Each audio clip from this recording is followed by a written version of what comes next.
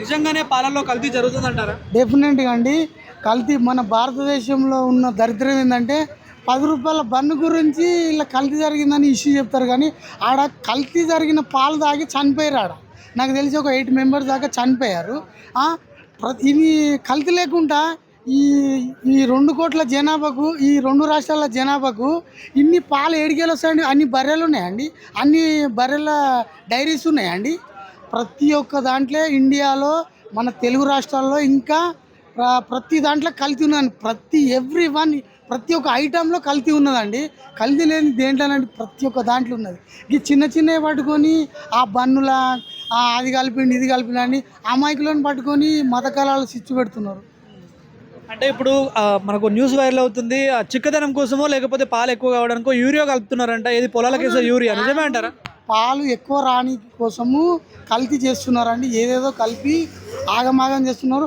ప్రజల ఆరోగ్యాలతోటి ఆడుకుంటున్నారండి. గవర్నమెంట్ అయితే అన్ని ఫుడ్ సెక్యూరిటీ వాళ్ళు వీళ్ళు ఏం చేస్తున్నారు అసలు ప్రతి ఒక్క దాని మీద దృష్టి పెట్టి చేయాలని నేను గవర్నమెంట్ వారికి కోరుకుంటున్నాను. అంటే ఇప్పుడు మనం తాగే పాల ప్యాకెట్స్ అన్ని కల్తీ అంటారా? కల్తీ డెఫినెట్గా. పెరుగు, పాలు, నెయ్యి ప్రతి ఒక్కటి కల్తీ ఉన్నదండి. అన్ని ప్రతి ఒక్కటి కల్తీ ఉన్నది. అంటే పెద్ద పెద్ద కంపెనీలు ఉన్నాయి, కార్పొరేట్ కంపెనీలు ఉన్నాయి, అవన్నీ కంపెనీ సార్ స్వచ్ఛమైన అస్సలు కావు సార్.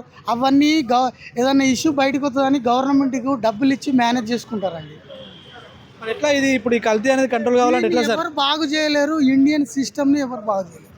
ఇది ఇందులో కల్తీ జరిగి మనుషులు ఇలానే అలవాటు పడాలి, ఇదే దీన్ని బతకాలి, ఇదే దీన్ని సావాలి. ఇది ఇండియన్ సొసైటీ, ఈ ఇండియన్ కల్చర్కే ఇట్లా ఉంటుందండి. ఇది చనిపోవాల్సిందేనా ఇండియన్స్? అంటే అలవాటు చేసుకోవాలి అంతే. ఇట్లా బతకాలంటే ఇదే అలవాటు చేసుకుని ప్రతి ఒక్క మనం తినే తిండి కాంచని కల్తీ ఉన్నది.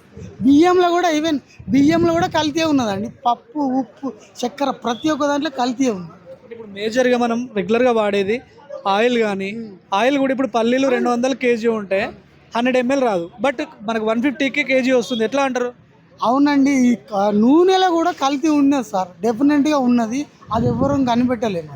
మనం ఏంటంటే మనం ఏదో సామాన్యులం ఆలోచించలేము కదా సార్. పెద్ద పెద్ద వాళ్ళు అంటే పెద్ద పెద్ద షాపింగ్ మాల్లలో, సూపర్ మార్కెట్లో తీసుకుంటాం. మనం పోయి కొనగలుగుతాము? మనము దాని గురించి ఆలోచించే టైం కూడా ఉండదండి. యాడుంటుంది? తెల్లారులైతే టెన్షన్లతో బతుకుతాం. మనకు అవసరమా?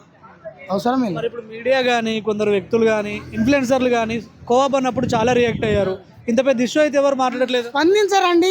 ఎందుకు స్పందించరు? వాళ్ళకి కావాల్సి మతాల మధ్యలో చిచ్చు పెట్టేది కావాలి. ఓన్లీ ఒక వర్గం వారిని టార్గెటే వాళ్ళది.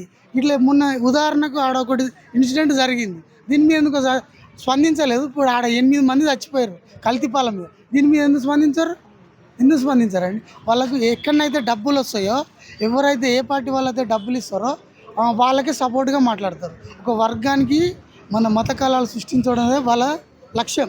యూత్ కూడా అనసూయ లాంటి ఇష్యూలు జరిగితే రియాక్ట్ అవుతారు, మరి ఇట్లాంటి రియాక్ట్ అవుతారండి. మనం కావాల్సిన యూత్ మెయిన్ ఏంటంటే స్పందించరు. వాళ్ళకి స్పందించాల్సిన అవసరం కూడా లేదు. ఇండియాలో ఇట్లనే ఉంటుంది, ఇట్లనే బతకాలి, అన్ని చూసుకుంటూ పోవాలి. అనసూయ ఇంపార్టెంట్ అంటారా యూత్కి? ఎస్. మొత్తం అనసూయ కంటే ఇంకా ఘోరంగా చూపెట్టేటోళ్ళు సోషల్ మీడియాలో. ఆమెనా తీరా నయం కొన్ని కప్పుకొని చూపెడుతుంది, ఇంకా ఘోరంగా చూపెడుతారు సోషల్ మీడియాని ఏడిపిస్తారు అందరు. సో చిన్న పిల్లల నుంచి పండు ముసలి వాళ్ళ వరకు రోజు చాయ్ తాగడం లేకపోతే పాలు తాగడం అలవాటు ఉంటుంది. ఇది కంట్రోల్ కావాలా, లేకపోతే ఫైనల్గా ఏం చెప్తారు? కంట్రోల్ కావాలి. దాన్ని కేంద్ర ప్రభుత్వం కానీ, రాష్ట్ర ప్రభుత్వం కానీ, దీనికి సంబంధించిన ఫుడ్ కోర్టు మంత్రివర్యులు కానీ, దీనికి సంబంధించిన వాళ్ళు చర్యలు తీసుకోవాలని నేను కోరుకుంటున్నాను. ఒక్కటి ఫైనల్గా చెప్పండి. ఇప్పుడు మీరు అన్నట్టు స్టార్టింగ్లో అన్నారు గేదెలు లేవు, ఆవులు లేవు అని. అసలు వ్యవసాయమే చాలా మంది చేయట్లేదు. మరి ఏం చెప్తారు? ఇప్పుడు హైదరాబాద్ లైఫ్లో, ఈ కల్తీ లైఫ్లో ఉండే కంటే ఊర్లో అట్లా వ్యవసాయం చేసుకోవడం బెస్ట్ అంటారా? సార్ అలవాటు చేశారు సార్. అందరికీ ఫ్రీ పథకాలు ఇచ్చి ఒక్కొక్కరు ఏం చేస్తున్నారు తెలుసా? ఎలక్షన్ ఎప్పుడు వస్తుందని ఎదురు చూస్తున్నారు. వ్యవసాయం ఎవరు చేస్తున్నారు సార్? ఇప్పుడు 10 ఎకరాలు ఉన్నోడే అవతలోనికి కౌలుకిచ్చుకుంటుండండి.